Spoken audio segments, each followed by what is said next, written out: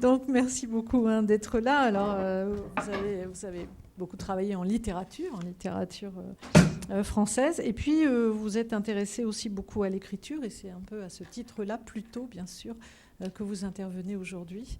Et donc, vous allez nous parler des ateliers d'écriture en milieu carcéral. Nous continuons dans la joie et la bonne humeur après les EHPAD, le milieu carcéral. Merci, Dorothée. La transition était toute... Il marche ? Oui. Donc, comme vous l'a dit ma collègue, je suis enseignante-chercheuse en littérature à l'Université d'Artois.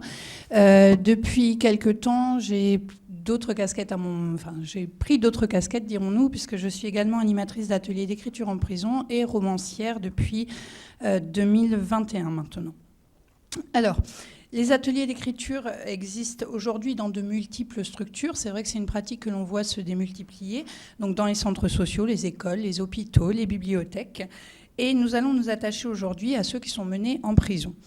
L'idée était d'axer cette communication en fait sur un retour d'expérience qui s'effectue sur le terrain, mais je vais élargir également mon propos à cette démarche de recherche menée conjointement avec une de mes collègues de l'Université d'Artois, Françoise Lopetit, qui est maître de conférence HDR en art du spectacle. Nous sommes, Françoise et moi, nous sommes intervenus à BAPOM de 2015 à 2020 en tant qu'animatrice d'atelier d'écriture. Le groupe était constitué de 5 à 7 hommes qui venaient de façon plutôt régulière. Et c'était un groupe assez hétérogène en termes de niveau. Nous nous réunissions une fois par mois durant 1h30 à 2h le lundi matin. Donc, l'atelier d'écriture, comme vous le savez, suppose deux choses. L'atelier d'écriture d'une part et la prison d'autre part. Or, chacun des deux, s'il implique la notion du collectif, comporte des attentes, des difficultés et des finalités très différentes. Dès lors, nous pouvons nous interroger sur la façon dont les deux vont s'imbriquer. Donc, la prison est un espace spécifique, comme vous le savez. C'est celui des privations de liberté. La personne est incarcérée soit parce qu'elle est en attente d'être jugée, dans ces cas-là, elle est en maison d'arrêt, soit d'être transférée ou tout simplement pour purger sa peine. Elle est isolée pour deux raisons principales. Tout d'abord, elle fait courir un risque potentiel à la société. La réclusion est alors un moyen de pallier la dangerosité, au moins momentanément, et l'idée est un peu la même justement dans les hôpitaux psychiatriques. Ensuite, la période d'incarcération doit permettre de mener une réflexion individuelle, dans l'espoir d'une réhabilitation morale, psychologique et bien sûr sociale. Et c'est à ce niveau-là que nous intervenons. Alors, cette réhabilitation se construit notamment parce que le prisonnier vit des moments collectifs qui peuvent être certes des moments de tension, de conflit, mais aussi des moments d'échange et de rencontre de façon similaire à toute vie en collectivité, quelle qu'elle soit. La prison, ne l'oublions pas, est également le lieu d'une possible résilience. Alors, tel est l'objet de l'atelier d'écriture, dans lequel l'écriture est perçue comme un instrument davantage que comme une fin en soi, dans la lignée d'Alexandre Geffen. Alors, elle est un petit peu longue, mais je la trouve très parlante. La littérature qui nous est contemporaine refuse les genres littéraires traditionnels, se penche sur son présent, décide de faire résonner les voix d'anonymes, s'inquiète des vulnérabilités et des dépendances, promeut un rapport renouvelé aux formes de vie les plus variées et aux milieux. Elle est attentive à être perçue par tous, ne s'inquiète plus de se distinguer des cultures populaires par l'originalité de sa langue, ne se sépare pas des amateurs et préfère se combiner à d'autres arts que de poursuivre l'aventure de la forme pure. Au lieu d'une littérature pensée comme un idéal en elle-même, c'est une littérature conçue comme instrument d'action sociale et politique qu'il s'agirait plutôt de promouvoir. Il faut savoir que l'intervenant qui entre en prison entre dans un lieu collectif qui est finalement un monde un peu à part. Et cet environnement, en fait, demande forcément une adaptation, mais également une pédagogie, avec une prise de position claire par rapport à sa posture d'accompagnant ou d'animateur. L'espace particulier dans lequel il s'intègre induit également un temps particulier, donc celui d'une attente, autant celle de l'animateur que celle des détenus. C'est une sorte de hors-temps, une suspension ou une exacerbation du temps habituel. L'intervenant passe des sas, il est surveillé, il sait que la situation peut être dangereuse, il l'oublie en partie, mais ne doit jamais l'oublier totalement. Il a peut-être passé des grilles par curiosité, parce que l'interdit attire, mais s'il revient, c'est sans doute pour d'autres raisons. L'atelier d'écriture, quant à lui, est un espace d'expérimentation des mots, un espace de liberté intellectuelle, un espace de contrainte également, alors temporel, spatial, technique, comme nous le verrons, imposé par la logistique du monde carcéral, par l'environnement physique et par l'animateur lui-même. Des textes sont écrits à la main, écoutés, discutés, tapés, retravaillés, et peuvent donner lieu à des publications ou des représentations si les auteurs le souhaitent. Car ces ateliers sont aussi et peut-être avant tout un espace d'échange et de rencontre avec l'autre à l'intérieur et à l'extérieur de la prison. Pour notre propre expérience, nous intervenions au sein d'un SPIP. Donc le SPIP, c'est le service pénitentiaire d'insertion et de probation.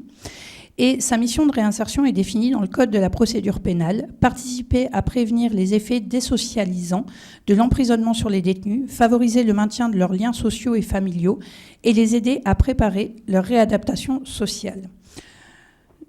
Pour notre part, nous nous sommes posés en fait plusieurs questions. Donc, nous étions dans des protocoles de rencontre en fait à travers une posture d'observation participante, et les questions que nous nous sommes posées, c'était comment créer les conditions de libération de la parole à partir d'un parcours d'écriture mené avec des personnes en détention. Quelles sont les contraintes imposées à l'écriture tant du point de vue du cadre, puisque c'est un espace fermé, du temps, la durée des interventions, des contraintes d'écriture elles-mêmes, par exemple écrire à partir d'un objet, d'une photo. Et comment prenons-nous en compte ensuite la posture d'auteur de l'écrivain lorsque nous réunissons les textes pour constituer un recueil? Enfin, quels sont les apports de l'atelier pour chacun, c'est-à-dire pour les détenus, mais également pour les animateurs? Alors, je vais vous recontextualiser en fait. Alors, je vous ai mis juste une photo de la prison de Bapaume pour illustrer par une petite image. Bon, comme on le voit, c'est pas le lieu le plus accueillant, hein, mais c'est ainsi. Alors, notre expérience, en fait, a débuté en 2015, puisque lors d'une réunion dans le cadre du DAU, donc le diplôme d'accès aux études universitaires, pardon, je me suis retrouvée en fait dans cette réunion sans véritablement comprendre les tenants et les aboutissants, et je me suis étonnée du fait qu'il n'y ait pas d'activité artistique dans le cadre d'un DAU. En fait, ça m'a beaucoup étonnée parce que finalement c'est une possibilité qu'on offre à nos élèves en bac, mais en prison, ce n'était pas possible. Et de là est née la proposition de Philippe Scolage, donc, qui est le directeur adjoint de l'unité pédagogique régionale de Lille. Alors, juste une parenthèse, pour l'unité pédagogique régionale. En réalité, toutes les prisons sont gérées par un espèce de grand lycée virtuel, on va dire. Par exemple, dans les Hauts-de-France, notre siège, c'est donc l'UPR, l'unité pédagogique régionale, qui va gérer toutes les prisons au niveau pédagogique et dont le directeur adjoint est Philippe Scolage. Donc c'est cette personne-là que j'ai rencontrée en 2015. Et en lien avec Philippe Duchesne, qui est un responsable local d'enseignement. Alors, le responsable local d'enseignement, c'est dans chaque prison, vous avez une aile pédagogique qui va être gérée par ce qu'on appelle un RLE. Donc, c'est le responsable local d'enseignement. C'est lui qui va dispatcher les enseignements, qui va récupérer les copies, qui va s'assurer que les enseignants peuvent travailler en toute sécurité. Il faut savoir, je tiens à le dire, c'est que les RLE font un travail absolument formidable, vraiment, et ce, dans toute la France, puisque j'ai contact avec pas mal de prisons, sauf qu'ils sont les grands absents de la réflexion. C'est-à-dire que c'est celui dont on ne parle pas, il n'est qu'un relais, alors que quand on va sur le terrain, on s'aperçoit que tout tient à cette personne, au final, et à la personnalité de cette personne, surtout. Donc en 2015, je rencontre Philippe Scolage et Philippe Duchesne et je leur propose de mener un atelier d'écriture pour axer en fait sur une écriture fictive à partir de textes et ou d'œuvres de différents artistes. Durant cette première année, j'ai eu la chance d'être accompagnée par Lisa Bagès, qui était une étudiante en Master 1 Art de la scène et du spectacle vivant à l'Université d'Artois, qui souhaitait travailler sur le passage de l'atelier du jeu à l'atelier d'écriture. La présence et le regard de cette étudiante furent d'autant plus intéressants pour moi que cette dernière avait déjà une expérience d'atelier menée à la prison de Melun 2 ans auparavant. En 2017, Françoise Lopetit a émis le souhait de me rejoindre pour travailler davantage l'oralisation des textes. Cette arrivée a modifié quelque peu le dispositif, puisqu'il s'agissait alors de travailler sur des formes courtes, créées au cours de la séance qui durait 2 heures, de les mettre en voix et de les commenter ensemble. Il arrivait quelquefois que nous donnions des propositions d'écriture en fait aux détenus, qu'ils écrivaient en cellule. Ils nous renvoyaient par le biais du RLE les copies que nous retapions pour leur faire un retour quand nous revenions en prison en fait. Donc c'était tout un jeu d'aller-retour, d'autant plus qu'en cellule, malheureusement, ils n'avaient pas forcément les conditions pour écrire convenablement, tout simplement. En 2018, nous avons été rejoints par Manon Picard, qui était également étudiante en Master 1 à l'Université d'Artois, et qui nous a apporté, là encore, un regard assez particulier, puisqu'elle a animé conjointement, puis parfois seule, l'atelier. Elle a fait un stage au sein de l'établissement durant lequel elle a pu comparer l'attitude des écrivains de l'atelier à leur posture d'élèves en cours, ainsi que celle des enseignants pour mieux saisir les spécificités en fait, de la démarche de l'atelier. En mai 2018, nous avons organisé une journée d'études sur les ateliers d'écriture en milieu carcéral à l'Université d'Artois, puisque le laboratoire commençait vraiment à s'intéresser à cette problématique. Et en amont, nous avions diffusé un questionnaire en fait, à l'échelle régionale afin d'établir un état des lieux des pratiques sur le sujet. Alors, cette journée a eu pour avantage de rassembler pas mal de RLE, des animateurs, et surtout de nous faire rencontrer Thierry Maricourt, qui est un auteur et un animateur d'ateliers d'écriture en prison, assez réputé en fait dans la région des Hauts-de-France. Alors nous avons pu évidemment échanger sur nos échanges, les approches pédagogiques, la façon de valoriser les productions écrites. Et la première conclusion qu'on en a tirée et qui s'est avérée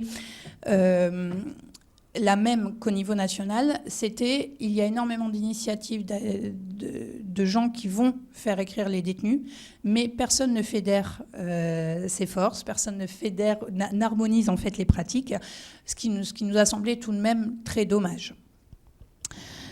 En 2019, nous avons expérimenté un nouveau dispositif au niveau de... Ah oui, alors ça c'est l'affiche de la journée d'études qui a donné lieu également à une production écrite, mais je vous en reparlerai par la suite.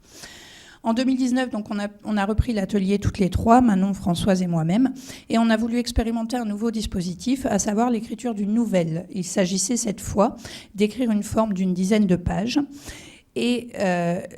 autant les textes courts permettaient une oralisation, autant vous imaginez bien qu'un texte de 10 pages ne permet pas une oralisation dans l'espace-temps de 2 heures.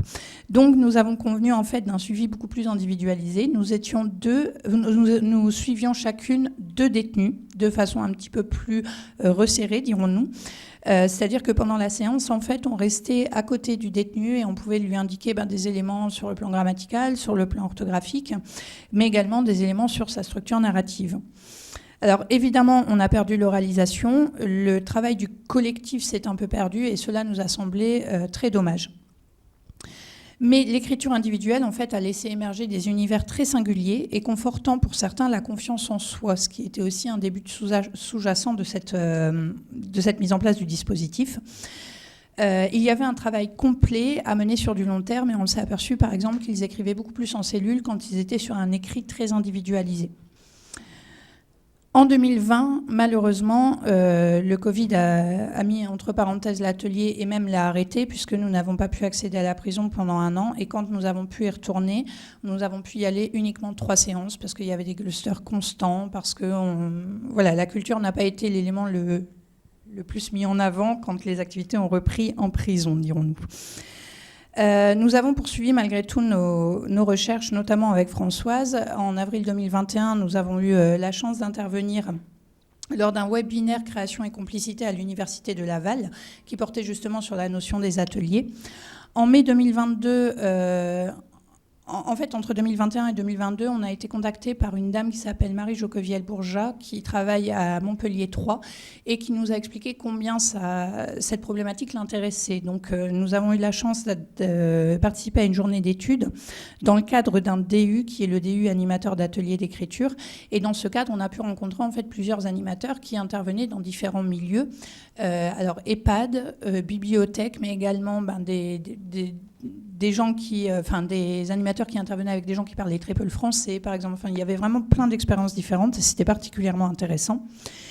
Et en 2023, donc très récemment, avec le laboratoire Grammatica de l'Université d'Artois et plus spécifiquement Catherine Couturier, nous avons organisé une journée d'études intitulée « Quelles pratiques pédagogiques afin de favoriser les activités lecture et écriture pour les adultes empêchés ».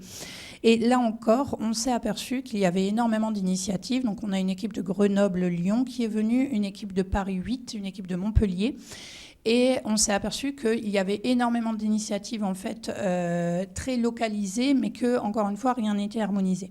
On avait fait le choix également de faire venir un artiste qui s'appelle Nicolas Suissens, qui tient la compagnie Carambeau à Bruxelles et qui intervient de façon très régulière en prison avec plein d'anecdotes et plein d'expériences particulièrement intéressantes. Nous espérons transformer ce coup d'essai et créer une équipe forte qui pourra travailler de façon plus approfondie sur le sujet, en sachant qu'à l'heure actuelle, nous n'avons aucun financement pour ces recherches. Donc c'est des recherches que l'on mène de façon très individuelle, mais de façon très bénévole aussi.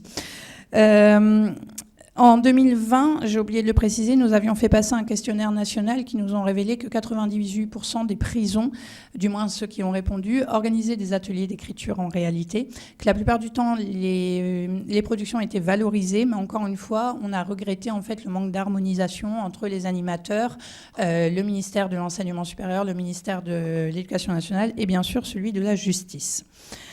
Il faut savoir que lorsque l'animateur s'introduit en prison, il a conscience qu'il intègre une forme de temps suspendu dans un lieu spécifique. Et les rituels liés à son entrée le lui rappellent d'ailleurs, même si c'est des rituels qu'on oublie totalement au fur et à mesure. La première chose, ça peut paraître très anodin, c'est de laisser son portable dans la voiture. Nous n'avons pas le droit d'avoir notre téléphone portable sur nous. Et en fait, cet aspect-là des choses, c'est probablement la chose qui m'a le plus troublée au début, puisque quand j'enseigne, j'ai toujours quand même mon portable sur la table. Là, j'étais en fait réellement coupée du monde. Et en plus, quand vous arrivez, vous devez évidemment montrer votre identité, mais surtout passer les portiques de sécurité où on vous fait enlever les bijoux, les chaussures, les ceinturons. C'est exactement les mêmes gestes en fait que quand vous prenez l'avion. Et ça m'a beaucoup interpellée parce que je me suis dit, mais c'est comme si j'allais dans un ailleurs et que là, pendant 2 heures, je me coupais entièrement du monde et des miens pour me donner à cette pratique qui est la pratique de l'écriture et la transmission de mon amour pour l'écriture.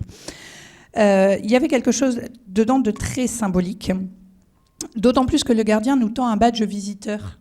Et ça aussi, ça m'a fait beaucoup rire parce que pour une fois, c'était moi l'étrangère et je devais rentrer dans un territoire qui n'était pas le mien, un territoire dit tribal. Alors, on passe plusieurs sas, évidemment. On est vu sans que la réciproque soit vraie, c'est-à-dire que les portes s'ouvrent sans que vous sachiez d'où ça vient. Donc ça, c'est un côté également très troublant qui implique une mise en condition, en fait, pour l'animatrice que je suis. Notre curiosité, enfin ma curiosité en tout cas me poussait à observer chaque détail, mais à présent je fais ce parcours bien évidemment sans l'intellectualiser. Alors les moments qui précèdent le cours sont comme la séance sont comme nous l'avons dit en fait une mise en condition. Nous allons suspendre notre temps, mais aussi partager un lieu avec les détenus. Et la salle de cours est l'espace de rassemblement dans lequel nous sommes presque sur un pied d'égalité, puisque même si on est proche de leur lieu de vie, on ne le connaît pas, sauf si on a eu l'opportunité d'aller visiter les cellules, ce qui a été mon cas. Mais ils ne connaissent pas non plus notre lieu de vie. Donc finalement, on était dans une forme de réciprocité. Parce que les termes de dehors et dedans prennent à ce moment-là le même sens, enfin la même signification pour eux comme pour nous.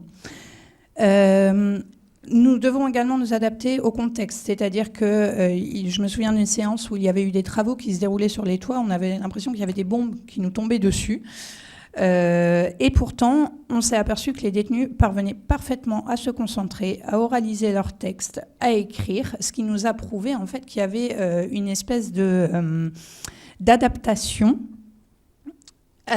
dont nous n'étions pas forcément capables, nous, en tant qu'animatrices, mais eux, en fait, ça ne leur posait pas de problème. Il faut savoir que l'inverse peut aussi se rencontrer, puisque j'ai un détenu qui m'a dit un jour, il avait été transféré de Seguedin à Bapaume, et il m'a dit, les 15 premiers jours, j'ai cru mourir, parce que je ne supportais pas ce silence assourdissant.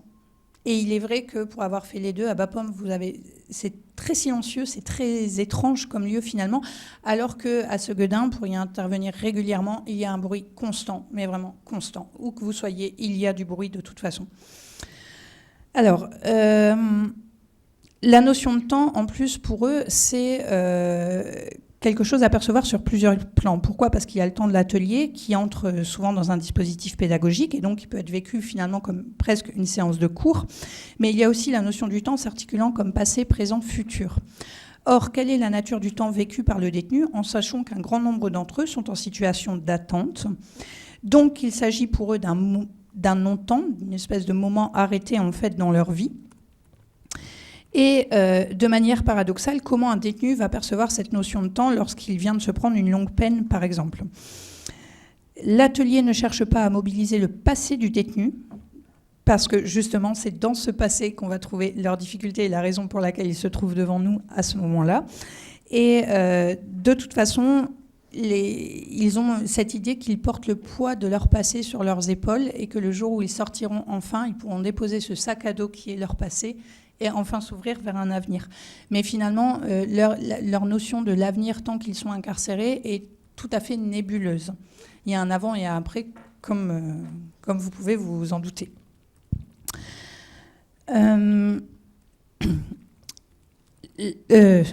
J'essaye de passer des choses parce que je sais que je vais être trop longue. Alors, oui, ça je l'ai dit. Donc, les apports d'un tel dispositif. Donc, déjà, il y a des apports pour l'animateur, parce que celui-ci est la plupart du temps issu d'une formation enseignante, et il ne peut pas adopter les réflexes auxquels l'a habitué le système institutionnel et scolaire. Il doit donc réfléchir à la façon dont il considère les participants et ne pas partir avec l'idée qu'il vient pallier un manque, par exemple manque orthographique, manque grammatical, de vocabulaire, de culture, ou j'en passe.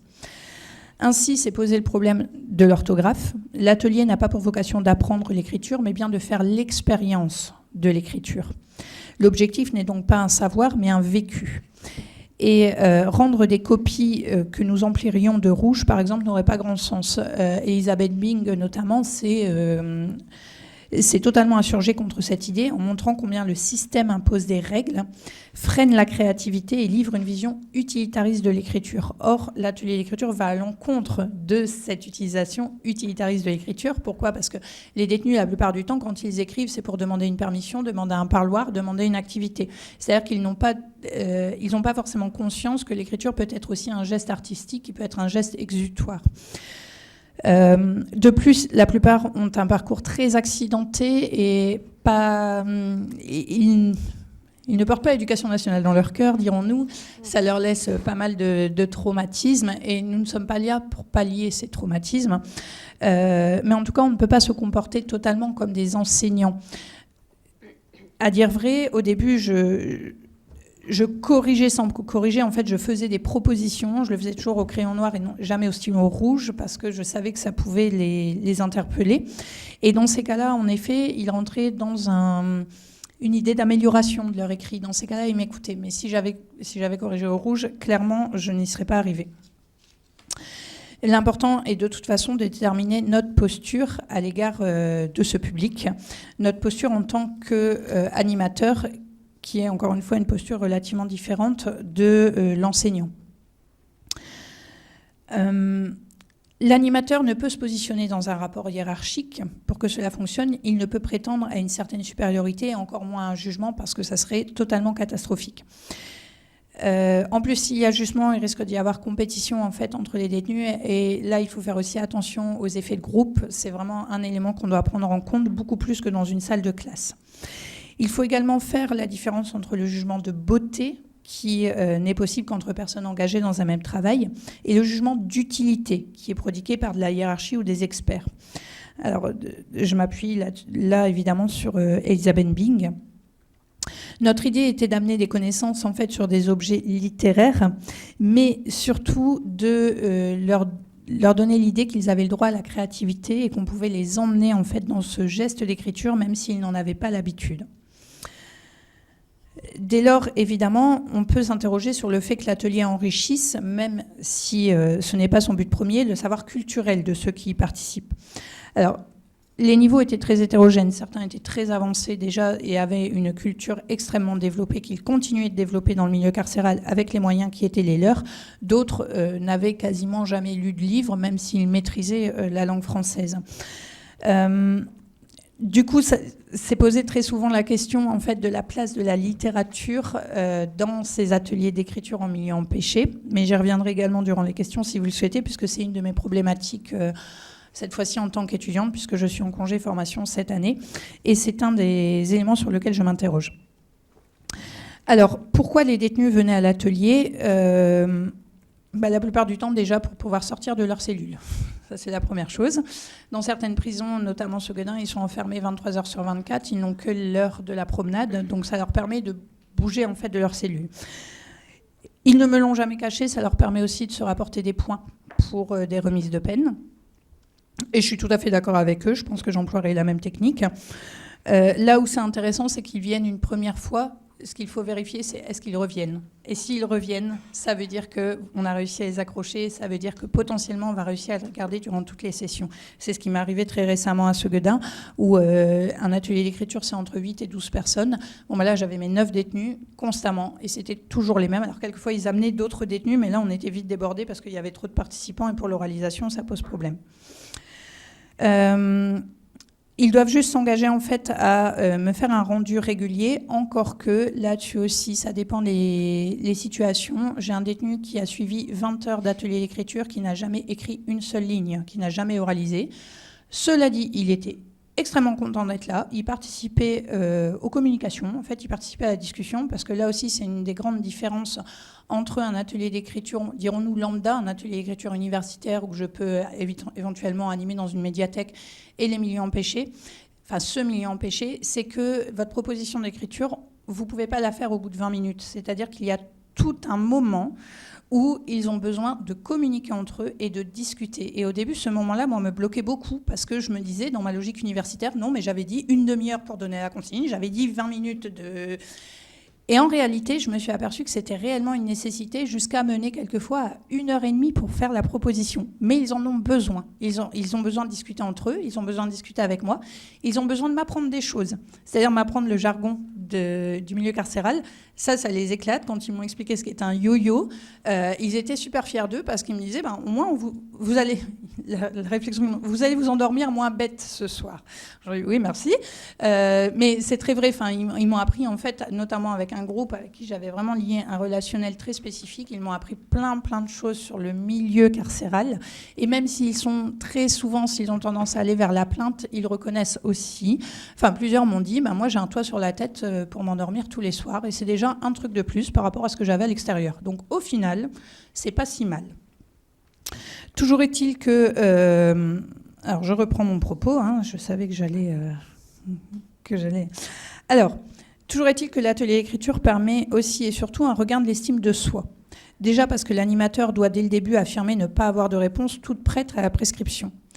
Le principe d'un atelier d'écriture, l'une des règles que je donne tout le temps, c'est vous n'êtes pas obligé d'écrire, vous n'êtes pas obligé de réaliser. Une consigne est faite pour être détournée. Et on ne fait pas attention à l'orthographe. À l'oral, une faute d'orthographe ne s'entend pas. Et à partir du moment où on a mis les règles en place, en fait, on est dans un rapport de confiance. Agrémenté, bien sûr, par ma démarche. Parce que moi, quand j'arrive, je leur explique immédiatement pourquoi je suis là, à savoir, je viens récolter une parole. Je suis aussi chercheuse et je travaille sur cette thématique-là. Ce qui signifie que certains de leurs propos pourront être repris. Alors je leur fais bien signer les autorisations et je leur explique également que je suis romancière, que potentiellement certaines scènes de mon prochain roman se passeront dans un milieu carcéral et donc que je m'autorise à reprendre des propos qui ont été mis par écrit ou donnés à l'oral. Et là, dans ces cas-là, j'ai jamais vu ils ont été extrêmement contents parce qu'ils m'ont dit mais ça veut dire qu'on va se retrouver dans un livre. Alors on dit déjà les textes dans l'idée c'est en effet de les faire sortir, donc oui. Maintenant vous y retrouverez peut-être de façon détournée et ça sera passé par le filtre de ma créativité. Mais ça c'est quelque chose qu'ils apprécient beaucoup parce qu'ils ont l'impression que je les valorise énormément, du moins que je valorise leurs paroles. Et comme ils me le disent tout le temps, en prison, madame, il faut une parole et il n'en faut qu'une. Et ça, c'est extrêmement important. Alors, je continue d'apprendre sur tout ça parce que je suis encore dans ce processus de recherche, bien sûr, vous l'aurez compris.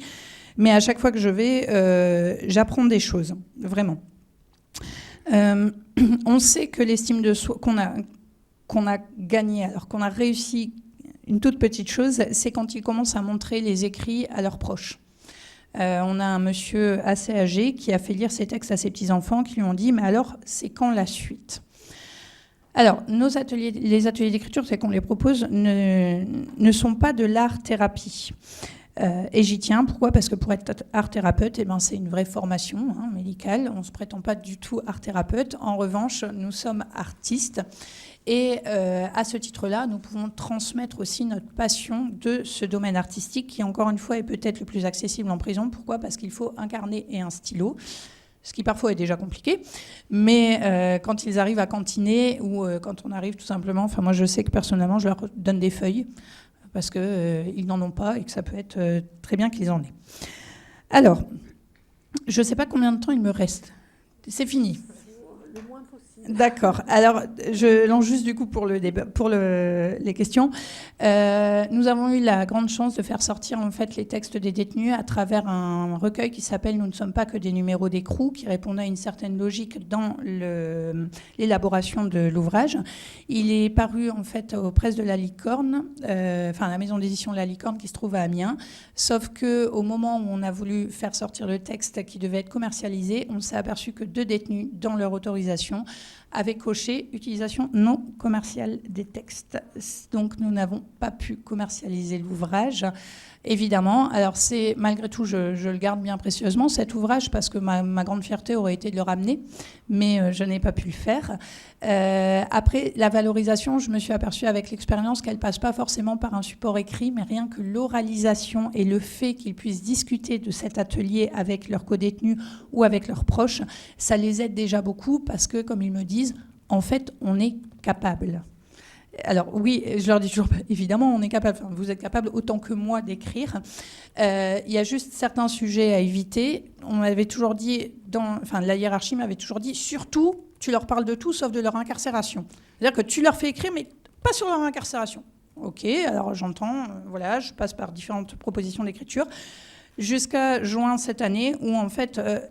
J'ai été incommodée par le bruit. J'ai fait la remarque en atelier en me disant « Oh, mais c'est pas possible, il y a toujours du bruit ici ». Ils m'ont dit « Mais oui, mais madame, on peut vous retracer notre journée grâce au bruit ». Et en fait, c'est ce qu'ils ont fait. Et donc, ils m'ont écrit plein de textes avec 7 heures, il y a tel bruit, 7 heures, il y a tel bruit. Et c'était extrêmement bien fait parce qu'en fait, on s'est aperçu tout simplement qu'ils ne pouvaient jamais être dans le silence. Et c'était quelque chose, en tout cas, qui, à ce Guenin, m'a beaucoup étonnée. Alors, je n'ai pas dit la moitié de ce que je devais dire, mais c'est mon habitude. Et je me tiens à votre entière disposition pour répondre aux questions. Merci beaucoup.